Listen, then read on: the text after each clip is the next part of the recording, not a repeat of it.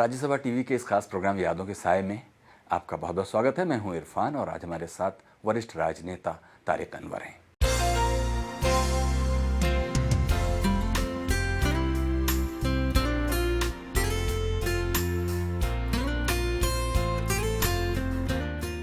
तारिक अनवर भारतीय राजनीति का जाना पहचाना नाम। पत्रकारिता से जीवन की शुरुआत करने वाले तारिक अनवर समय के साथ राजनीति में भी सक्रिय हो गए, लेकिन इस दौरान फिल्मों से उनका लगाव हमेशा बना रहा। सामाजिक मुद्दों को पर्दे पर देखना उन्हें अच्छा लगता है, लेकिन उनकी नज़र में सिनेमा का आम आदमी से जुड़ा होना बेहद ज़रूरी है। उनका मानना है कि फिल्में सामाजिक सद्भाव के साथ साथ लोगों को जोड़ने का काम भी करती हैं।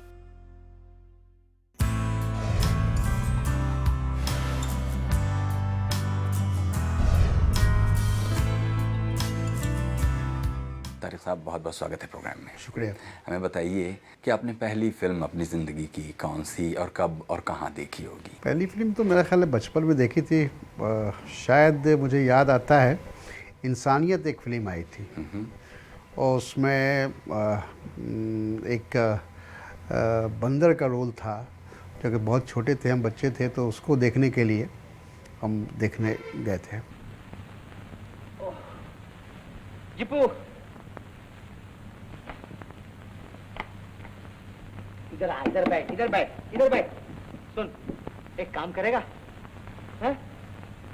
चमेली ने मुझसे कहा था कि वो मेरे लिए खाना ले आएगी, वो अभी तक आई नहीं। सुन जिप्पू, जब वो आए तो तू मुझे जगा देना है, मैं जरा सोता हूं। हैं? जगाएगा ना? बात उतरी खोपड़ी में? हैं? जा। इंसानियत को आपके शहर में देख रहे होंगे और छोटे भी थे आप, तो कितनी उम्र रही होगी? मेरा ख्याल है शायद 7-8 साल के होंगे। अपने वालिदैन के साथ मैं या अपने बड़े भाइयों के साथ मैं देखने गया था। शहर कौन सा था? शहर पटना। पटना की ही बात है जी। हाँ, फिर आप बता रहे थे उसके बाद। फिर उसके बाद फिल्म से दिलचस्पी तो हमेशा रही और फिर स्टूडेंट लाइफ में काफ़ी देखने का मौका मिला, क्योंकि पहले तो इंटरटेनमेंट का और कोई ज़रिया भी नहीं था, तो इसलिए या तो फिर स्पोर्ट्स या फिर फिल्म। तो हम लोग स्कूल में भी जब पढ़ते थे, जब 10th 11 में, तो उस वक्त भी, उसके बाद जब कॉलेज में गए तो अपने दोस्तों के साथ फिल्म जाना और देखना बहुत अच्छा लगता था। और चूँकि आपके घर में भी एक परंपरा से इस तरह का माहौल था जिसमें सब लोग राजनीतिक रूप से सजग और सक्रिय थे, फिल्मों को लेकर घर में वालिदैन का क्या रवैया रहता था? उसे अच्छा मानते थे या बुरा मानते थे? नहीं, अक्सर बुरा मानते थे, क्योंकि उस ज़माने में मेरा ख्याल है कि थोड़ा फिल्म को अच्छा नहीं माना जाता था। लेकिन कोई ऐसा भी नहीं। ज़्यादा जब हम लोग कभी लेट नाइट फिल्म देख के आते थे तो घर पे डांट पड़ती थी कि इतना लेट क्यों आए। और वैसे गार्जियन भी ये समझते थे, वालिदैन भी ये समझते थे कि कोई ऐसा इंटरटेनमेंट है नहीं, तो बच्चे फिल्म तो जाएंगे ही। तो कोई बहुत ऐसी बंदिश नहीं थी, लेकिन फिर भी माँ बाप चाहते थे कि हम डिसिप्लिन में रहें, शासन में रहें।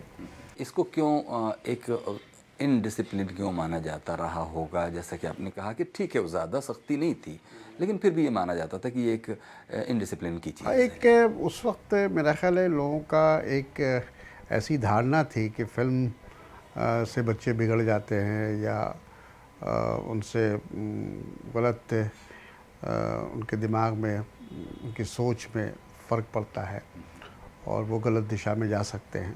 एक इस तरह का कुछ लोगों का सोचना था। लेकिन बहुत सारी ऐसी फिल्में थी जिससे बहुत कुछ सीखने का भी मौका मिला।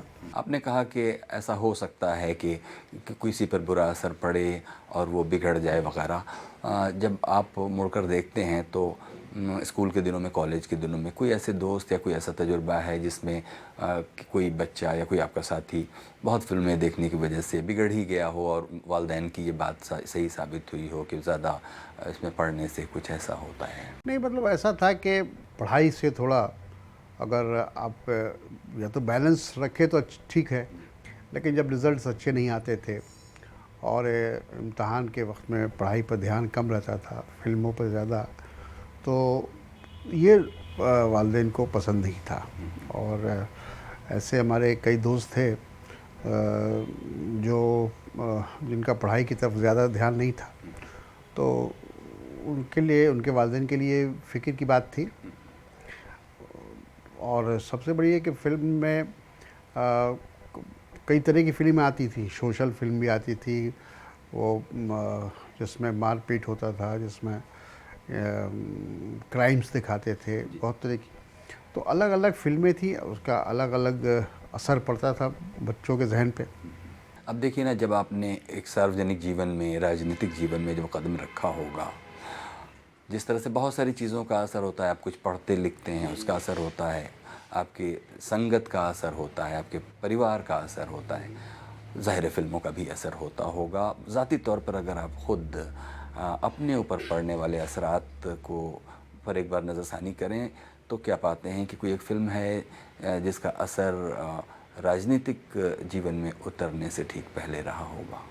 हाँ, बिल्कुल। जैसे फ़िल्म एक आई थी नया दौर, पैगाम, और ये सब जो फ़िल्में थी, ये इससे बहुत देखने का, मतलब समझने का मौका मिला, क्योंकि पैगाम में मज़दूरों के लिए नए दौर में भी वो नए ज़माना और पुराने ज़माने के बीच में जो कंट्रडिक्शन था उसके बारे में।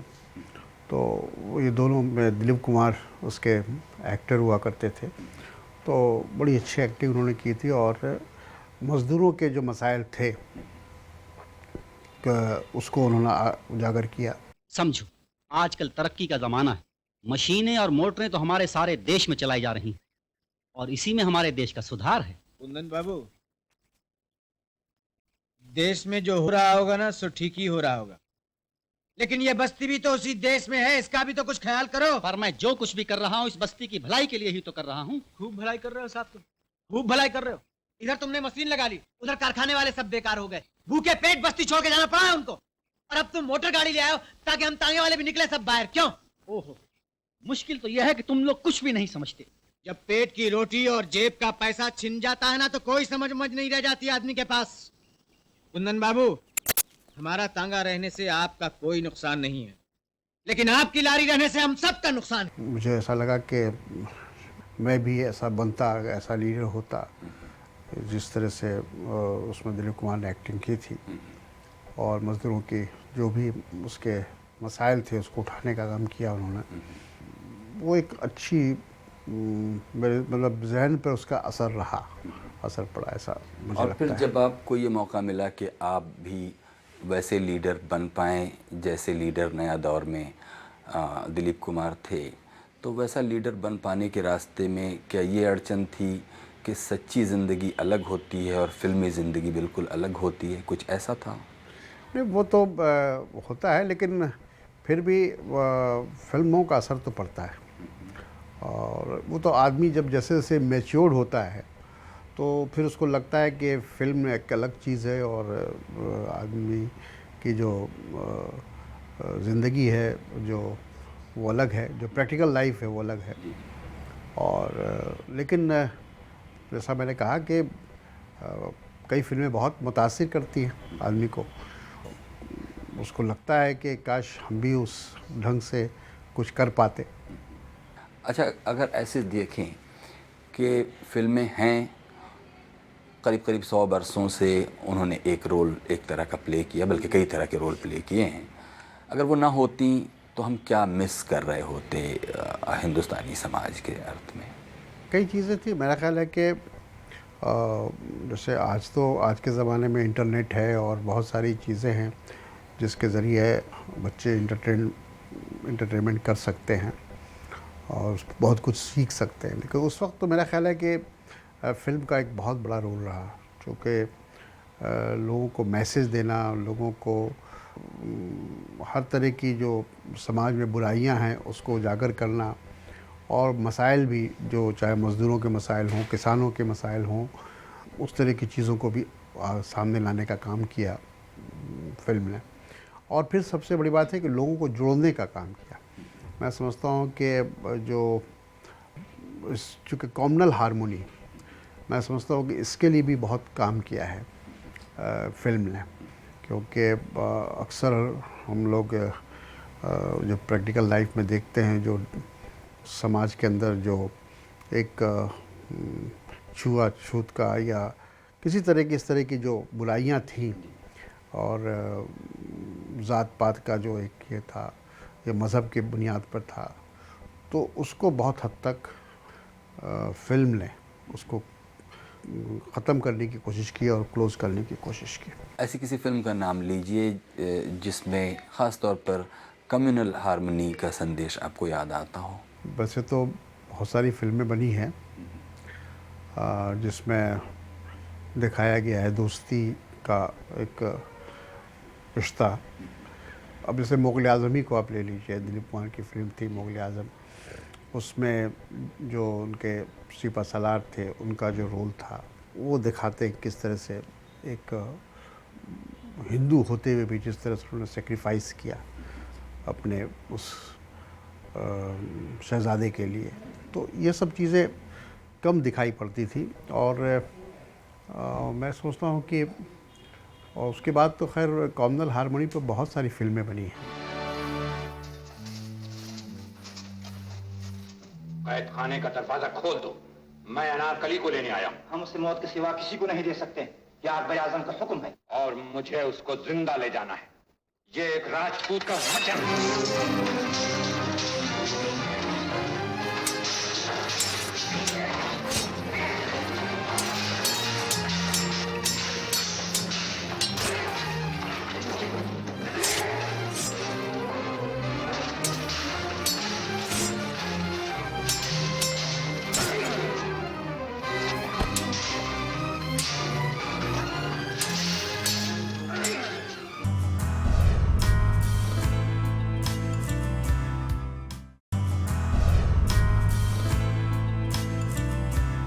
स्वागत है एक बार फिर से प्रोग्राम यादों के साए में। हम आज हैं राज्यसभा सदस्य और मशहूर राजनेता तारिक अनवर के साथ।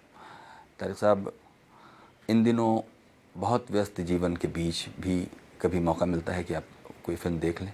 हाँ, अभी हाल में कौन सी फिल्म देखी? एक तो 3 इडियट देखने का मौका मिला, उसके अलावा क्या है, ज़िंदगी ना मिलेगी दोबारा। ना मिलेगी दोबारा, वो देखने का मौका मिला।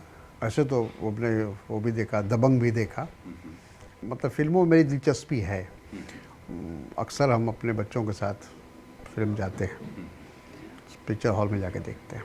तो अगर ऐसे देखें कि इस ज़माने की फिल्में और फिर एक दौर इंसानियत से लेकर आपने नया दौर पैगाम से होते हुए मुग़ल आज़म, एक वो पूरा अलग दौर ही है।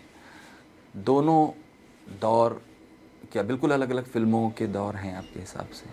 थोड़ा बहुत तो फ़र्क है, क्योंकि आज फिल्में ज़्यादा कमर्शलाइज हो गई हैं। मतलब उनका एंगल ये होता है कि हम कैसे इससे ज़्यादा से ज़्यादा पैसा कमा सकते हैं। इसलिए जिसको कह सकते हैं कि स्टोरी कम होती है, इंटरटेनमेंट ज़्यादा होता है। कोशिश ये होती है कि लोग फिल्म देखें, और पहले ये हुआ करता था कि स्टोरी बेस्ड हुआ करती थी, फिल्में बनती थी, गाने भी हुआ करते थे, वो भी बहुत मीनिंगफुल हुआ करते थे। आज आप जो गाना आप सुनते हैं फिल्मों में, वो महीने 2 महीने के बाद फिर वो जहन से उतर जाता है। लेकिन पुरानी फिल्मों को देखें तो आज भी उनके गाने वो जहन में गूंजते रहते हैं। तो फ़र्क तो आया है पहले की फिल्मों में, आज की फिल्मों में। मैं समझता हूँ कि फ़र्क आया। गानों की बात आपने की और बहुत अच्छी बात की कि पुराने जो गाने हैं वो आज भी जहन में गूंजते रहते हैं। कोई एक गाना जो आपको याद आता हो अभी? हमको देवानंद की वो फिल्म थी, हर फिक्र को धुएं में उड़ाता चला गया।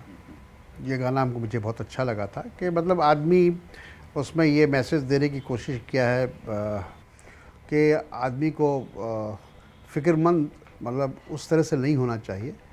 बहुत सारी लाइफ में चैलेंजेस आते हैं, मुसीबतें आती हैं, तो उसको लेके रखना नहीं चाहिए, बल्कि उसको जितना जल्द हो सके उसको जहन से निकाल के आगे बढ़ना चाहिए इंसान को, उसको पकड़ के नहीं रखना चाहिए। इस तरह के गाने बहुत हमको अच्छे लगते हैं, जिसकी जो मीनिंगफुल हो वो गाने मुझे अच्छे लगते हैं। मैं जिंदगी का साथ निभाता चला गया,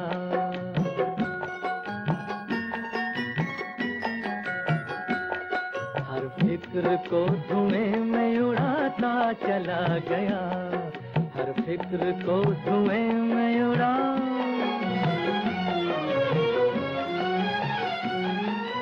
कभी ऐसा दिल में आया कि हमको भी हीरो बनना चाहिए? ये जब हम कॉलेज में पढ़ा करते थे तब की बात है। वो बिल्कुल वो समझिए कि उस वक्त 17-18 साल की उम्र रही होगी। तो उस ज़माने में हमारे यहाँ से कुछ लोग बिहार से फिल्म में जा रहे थे, जैसे शत्रुघ्न सिन्हा।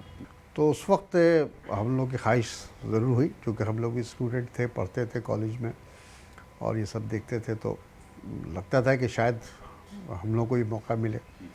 लेकिन उसकी इतनी पेचीदगियाँ थी कि फिर उसमें कुछ हो नहीं पाया। एक बार हम लोगों ने पूना फिल्म इंस्टीट्यूट जो था वहाँ अपनी फ़ोटोग्राफ भेजी थी कि शायद सिलेक्शन हो जाए, लेकिन कोई जवाब मेरे पास नहीं आया उसके बाद। तो फिर हमने भी जो है ज़्यादा उस पर ये नहीं किया, चूँकि फिर उसके लिए रिसोर्सेज, पैसा, फिर माँ बाप की भी बात थी कि वालिदैन इस बात को पसंद करेंगे नहीं करेंगे कि आप फिल्म इंस्टीट्यूट में जा रहे हैं, फिल्म में काम करने जा रहे हैं।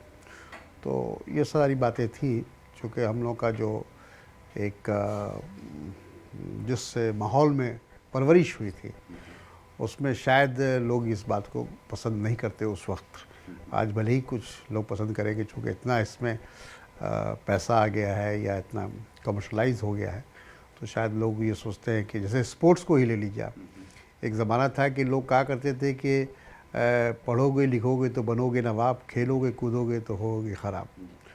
तो लेकिन आज क्या है, आज ये खेल इतना अहम हो गया है और आजकल के वालिदैन बच्चों को इनकरेज करते हैं कि जाकर बच्चे खेलें, और अगर अच्छे खिलाड़ी बनते हैं तो बहुत अच्छी बात है। तो फ़र्क आया है सोच में उस ज़माने में और आज में। तो ख्वाहिश तो ज़रूर थी, क्योंकि फ़िल्मों से मुतासिर थे, फ़िल्म देखा करते थे, तो लगता था अपने आप को भी कि शायद हमको भी ऐसा मौका मिलता फ़िल्म में आने का, लेकिन हम सियासत में आ गए। बहुत दिलचस्प है ये, इस पर मैं कुछ थोड़ा और आपसे रोशनी चाहूँगा कि वो क्या वाक़या था कि जब आपने या आपके किन्हीं दोस्तों ने मिलकर पूना फिल्म इंस्टीट्यूट में फ़ोटो भेजी होगी, ये क्या, ज़रा इसको थोड़ा समझाइए, बताइए कुछ। नहीं, इसमें कुछ नहीं, वो अखबारों में निकला था कि पूना फिल्म इंस्टीट्यूट है, जहाँ जो भी हीरो बनने जाते हैं या डायरेक्टर बनने जाते हैं या फिल्म से जो भी ताल्लुक़ करना जाता है, वो उसके लिए एक इंस्टीट्यूट है, पूना इंस्टीट्यूट। पहले वहाँ जाके लोग सीखते हैं, ट्रेनिंग लेते हैं और तब उनको फिर मौका मिलता है फिल्म में काम करने का। हम लोग उस वक्त, मेरा ख्याल है कि BSc वगैरह में हम पढ़ते थे, तो हुआ कि हम 2-3 दोस्त थे, हम लोगों ने कहा भाई हम लोग भी भेजे, देखते हैं क्या रिस्पांस मिलता है। लेकिन फिर हम लोगों ने फिर इसको रियलाइज़ किया कि इतना आसान नहीं है, और कि हम सिर्फ फ़ोटो भेज देंगे और हो जाएगा, और क्योंकि उसके लिए काफ़ी मतलब घर से जब तक उसकी इजाज़त ना मिले तो मुश्किल है। अच्छा, फिर उसके बाद जब आप राजनीतिक जीवन में आए और देश और विदेश के दौरे करने का मौका मिला, तो ऐसा भी कोई तजुर्बा होगा कि जब आपको फिल्मों की शूटिंग को पास से देखने का मौका मिला हो, फिल्म स्टार्स के साथ नज़दीक से उन्हें जानने का मौका मिला हो? हाँ हाँ, फिर तो बहुत लोगों से मुलाकात हुई। बल्कि एक वाक़या आपको सुनाना चाहूँगा कि एक ज़माने जब मैं पहली बार 80 में MP बन के आया था, 80s में, मैं इंडियन यूथ कांग्रेस का प्रेसिडेंट था उस वक्त और मेंबर पार्लियामेंट। तो मुझे हमारे PA ने कहा कि कोई यूसुफ साहब आपसे बात करना चाहते हैं। अच्छा। तो हमने कहा कि क्या? तो बोले कि ये यूसुफ खान नाम बता रहे हैं अपना, बम्बई से आए हैं। तो आपसे बात करना चाहता हूँ। बहुत सारे लोग आते थे मिलने वाले, तो हमको लगा कि कोई होंगे, तो खैर मैं दे दो भाई, लाइन पे दे दो। फिर हमने उनसे बात की, तो बोले मैं यूसुफ बोल रहा हूँ। तो फिर मैंने पहचाना नहीं, तो मैंने कहा कि मैंने पहचाना नहीं है आपको। तो उन्होंने कहा कि भाई मैं दिलीप कुमार बोल रहा हूँ। तो फिर तो चूँकि दिलीप कुमार हमारे बहुत फेवरेट एक्टर रहे थे, और कभी मतलब उनको पर्दे पर देखते रहे, कभी नज़दीक से देखने का मौका नहीं मिला। तो उन्होंने कहा कि मैं आया हुआ हूँ और कश्मीर जा रहा हूँ शूटिंग के लिए, तो आपसे मिलना चाहता था। तो हमने कहा आप कहाँ ठहरे हैं? बोले मौरिया में हम ठहरे। तो हमने कहा आप नहीं आइए, मैं खुद आता हूँ।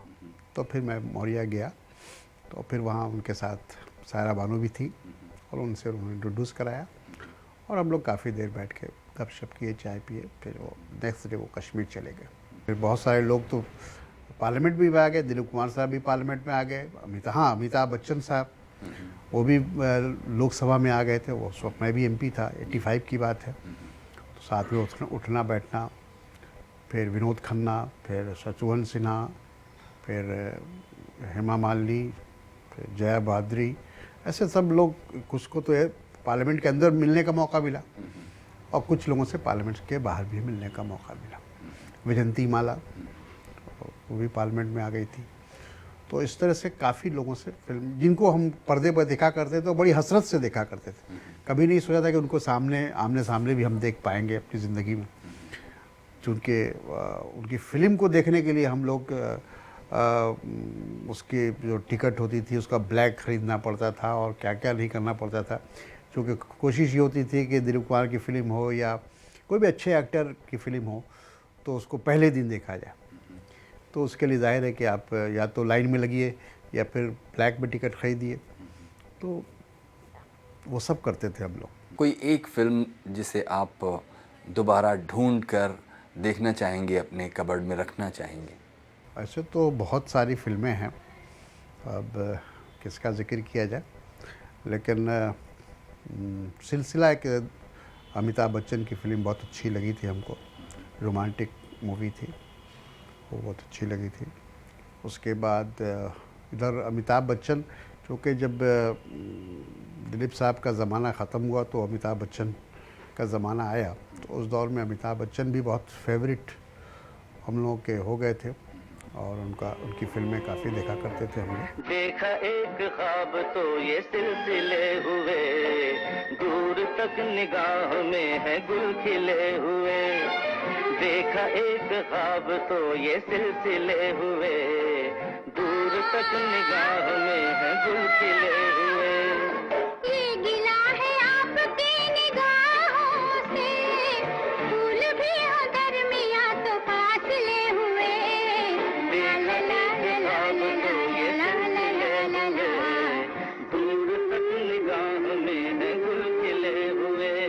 राजेंद्र कुमार की एक फिल्म आई थी मेरे महबूब, वो आपने शायद देखी होगी, तो बहुत अच्छी लगी थी हमको। उसमें कॉलेज लाइफ का दिखाया था, इसलिए हम लोग उस वक्त कॉलेज में पढ़ा करते थे, तो बड़ा अच्छा लगा था। तो वो भी एक रोमांटिक मूवी थी, बहुत अच्छी थी।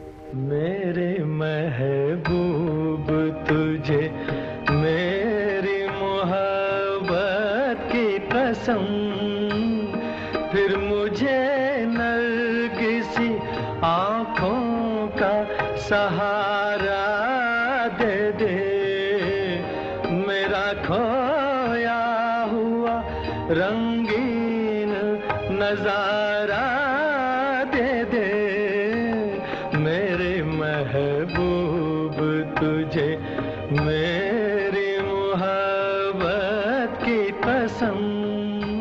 हाँ, राजेश खन्ना भी पार्लियामेंट में थे हमारे साथ, उनसे भी काफ़ी अच्छे ताल्लुकात रहे। तो इस तरह से कई फिल्में जो बहुत अच्छी लगी। अभी हाल में जो मुन्ना भाई लगे रहो, जिसमें गांधी जी को दिखाया था बैकग्राउंड में, वो फिल्म बहुत अच्छी लगी हमको। मतलब बिल्कुल एक नया कंसेप्ट लगा। मतलब एक अच्छा तरीका था कि गांधी के विचारधारा को लोगों तक पहुंचाने का। आज भी आप देखते हैं कि हर जगह गांधीगिरी जो उसके बाद चली, उसके बाद लोगों के जहन में ही आया कि नहीं, ये एक बार फिर से जो गांधी जी के विचारधारा को मेन स्ट्रीम में लाके खड़ा किया। रघुपति राघव राजा राम पतित पावन सीताराम, रघुपति राघव राजा राम पतित पावन सीताराम। अरे पप्पू, थैंक यू। अपन को संभाल लेना बस। अरे हो गया। अरे बस करो भाई, बस करो। जो भी सवाल पूछना है पूछो, बिंदास। अभी आपने बीच में कहा बातचीत के कि फिल्मों में मारधाड़, हिंसा और उरियानियत, अगर आप नए फिल्मकारों के लिए कुछ कहना चाहेंगे तो क्या कोई उनके लिए संदेश देना चाहेंगे? नहीं, हम यही कहना चाहेंगे कि फिल्म ऐसी बननी चाहिए जो आदमी अपने फैमिली के साथ, अपने बच्चों के साथ, अपने परिवार के साथ बैठ के देख सके, उसका आनंद ले सके। ऐसा ना लगे कि अपने बच्चों के सामने अगर हम ऐसी कोई फिल्म देख रहे हैं जिसमें उरियानियत है, जिसमें सेक्स है और इस तरह की बातें होती हैं जो आज के जनरेशन को भले ही अच्छा लगता हो, लेकिन उसका कोई अच्छा इम्पैक्ट नहीं पड़ता है। उन चीज़ों से थोड़ा दूर हटने की ज़रूरत है। और आज भी अच्छी फिल्में बन रही हैं, ऐसी बात नहीं कि स्टोरी बेस्ड बहुत सारी फिल्में बन रही हैं और समाज की बहुत सारी बुराइयों को उजागर किया जा रहा है। लेकिन उसको जो भी डायरेक्टर हो, प्रोड्यूसर हो, फिल्म राइटर हो, उनको ये बात जहन में रखनी चाहिए कि हम अगर इसके ज़रिए समाज को कुछ दे सकते हैं तो देने की कोशिश करनी चाहिए। सिर्फ कॉमर्शियल एंगल नहीं होना चाहिए। पैसा ही सब कुछ नहीं है। हम जिस समाज में रहते हैं उस समाज को बना के रखने की ज़रूरत है।